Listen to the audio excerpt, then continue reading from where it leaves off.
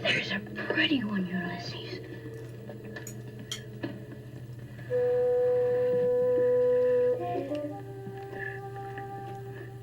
There it is. Hello BookTube, I'm Sean the Book Maniac. Welcome back to my channel. Here is my Black History Month TBR. As everybody and their dog knows, Black History Month is in February, and I have been fussing over my TBR for weeks and weeks. You may know my New Year's resolution for my reading life is to not be reading more than 6 books at any one time, with various ridiculous exemptions.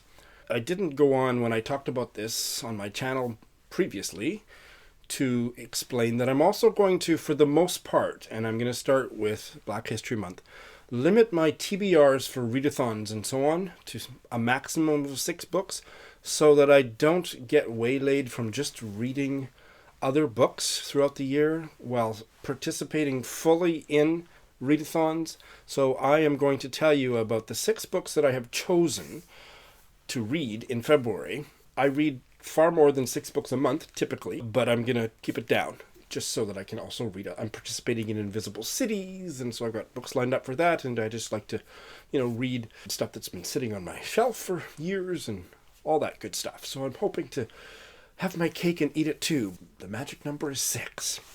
I also have several alternates, because I'm a notorious bailer, but you knew that already too, didn't ya? So let's get started. The first book, I don't have it yet. It's coming in the mail, and provided it arrives in time for February, I'm expecting it by the end of January, the new release, a debut novel, The Prophets by Robert Jones Jr. This is a novel set on an American slave plantation between 2 enslaved men, and it's a love story. So it's a gay love story set in that context. It sounds incredible. The early reviews have been supportive. This will be a buddy read with Ollie Bliss. Next is a small collection of short fiction, very enthusiastically recommended on his channel by Greg of Supposedly Fun.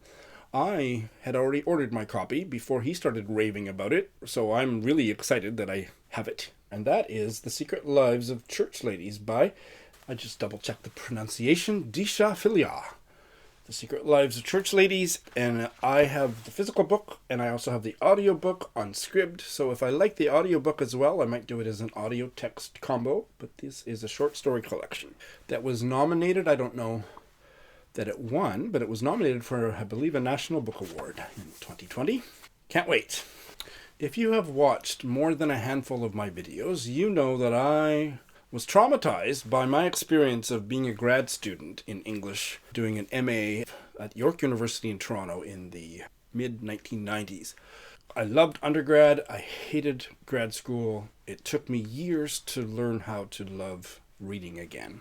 One of the best courses I took in my master's was Literature of the American South. I had an elderly, friendly professor who's basically said do your own thing and didn't kind of fuss, and I kind of just read for enjoyment.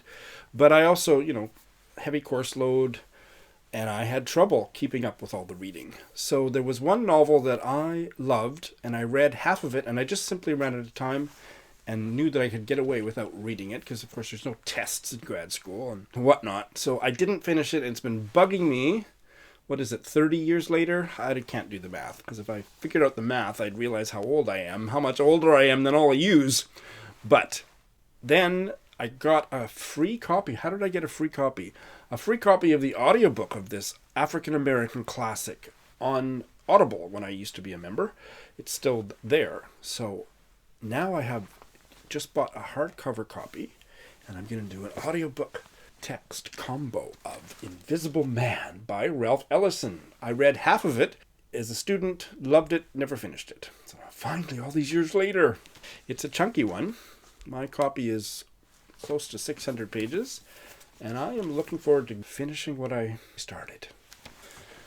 And here is a novel that I bought when it was nominated for, I'm not sure if it was the Women's Prize or what it was, but 2 years ago, 2019, never got to it. Remembered by Yvonne Battle Felton. A lot of hyphenated surnames just don't roll trippingly off the tongue, but for me, Battle Felton just makes me smile from a deep place.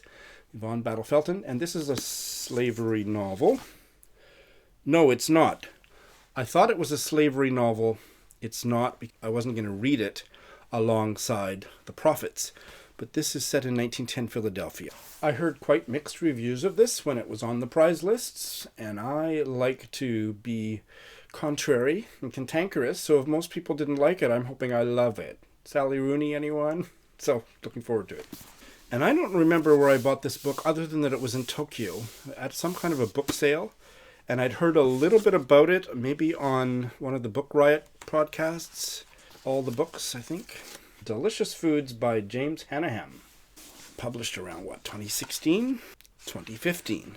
I had never heard anything about the author before, and I haven't heard anything about him since, but it got some good reviews. I heard it talked about quite favorably on Book Riot. And this is about grief and addiction in a modern-day African-American family. I think there's something to do with a food company, but I think that is a dark part of the story. Not sure it will be a Sean book, but I aim to get to it, to try it at least, for Black History Month in 2021. I have been wanting to read something other than a New Yorker article by the Nigerian-American author Teju Cole forever, and this novel has been sitting on my shelf, Open City, which I believe is his only novel. I could be wrong about that. Apparently this is very intellectual. I'm not sure if it's going to be novelistic enough. It sounds like it might be more essayistic fiction. So I don't know if you were counting, but those are the 6. I also have 4 backups, so this is what Cousin of Always Doing would refer to as my pile of possibilities. Kieran of Katie Books recommended this book very highly. I'm kidding. Luster by Raven Leilani. He trashed this book so badly that I put a hashtag in my comment. Hashtag lackluster. I've heard very mixed reviews. It's a very sexual novel. I have it in audio format and I picked up the softcover. I'm curious about it. If I don't get to it next month, because I didn't end up bailing on anything else, I will get to it soon. This is an African-American classic that I purchased for Black History Month in 2019. Didn't get to it. Jean Tumer's Cane. Now, is it Jean Tumer? It must be Jean Tumer. Cane. And this is a masterpiece in American modernist literature, and it's a collection of short stories, vignettes, play-like dialogue and prose, and that doesn't appeal to me at all, but I still want to experience it. I would prefer it just to be all short stories or something, but it sounds unique. It's probably the last one I would pick in the backup list. I'm going to wait for your comments below to tell me why I should finally get to this. I'm curious about it and a little bit intimidated. Poetry and play, scripts and fiction mixed together, and I'm supposed to experience it as a literary whole. I'm not sure about that. And finally, 2 other short story collections that I have that I would love to get to, and I'm hoping that I will get to both of them this year, regardless of whether that is in February. One is Tori Cade Bambara's Gorilla My Love. It's very famous. I've been hearing good things about it over the years. Finally got a copy of it a few months ago, and it's not that long. 15 stories. Oh, I didn't know until I actually opened the first page and read the biographical sketch that Bambara died in December 1995. I didn't know that at all. That is really sad. I assumed she was, maybe in her 60s or 70s now, but she died. And everybody now is reading her second collection of short stories, but I have, is it her very first collection? Her collection from 2010. Danielle Evans's Before You Suffocate Your Own Fool Self, which is the best title ever. This is already on the short list for the best title for my Besties and Worsties of 2021. What is the one that she's got out now? The Office of Historical Corrections, which sounds really good too, but I will start with this one because I already have it. So that is what I got. What do you think? I think I done good. Thanks for watching.